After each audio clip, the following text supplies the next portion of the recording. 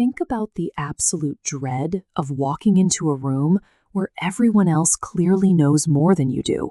It's paralyzing. This chart outlines the expert fallacy. It's the corporate assumption that a leader must be the most knowledgeable person in the room to succeed. We treat selling like a unidirectional flow of information rather than a bidirectional loop built on active listening. Curious, slightly hushed. To see what happens when that pressure breaks a system, look at the Sagaing region of Myanmar. For 2 years, this expansive territory was in chaos. Every regional manager hired either quit or was terminated, leaving the area with zero leadership presence on the ground. The pressure to appear as an infallible expert broke the management chain. The final manager hired managed the region entirely by phone and video calls, too afraid to set foot in the fields and be exposed as uninformed. When a new leader finally arrived to train a struggling sales rep, they spent 45 minutes on a motorbike, riding past thousands of acres of dragon fruit and watermelon, but the rep refused to pull over.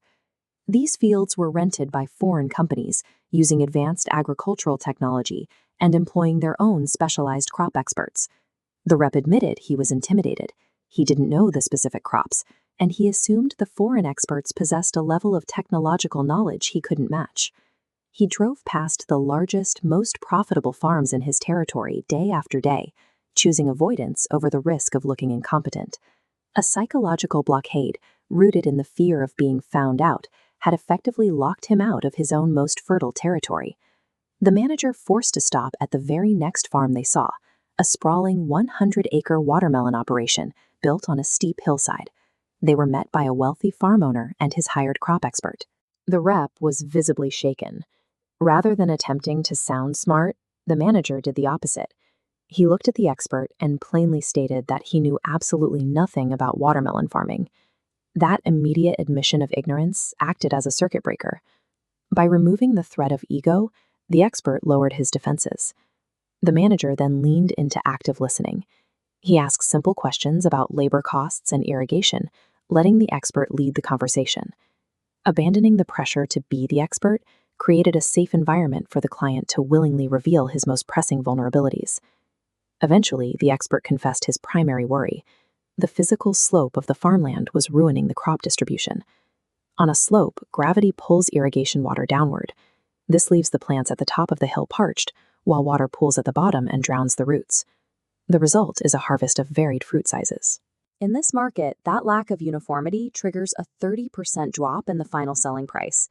The manager connected their product to this specific pain point, explaining how it ensures a plant at the highest elevation receives the exact same daily hydration as a plant at the very bottom. The owner's reaction was immediate. They closed the contract right there in the field. Diagnosing a logistical problem through patient listening secured the deal, sidestepping the need for crop expertise.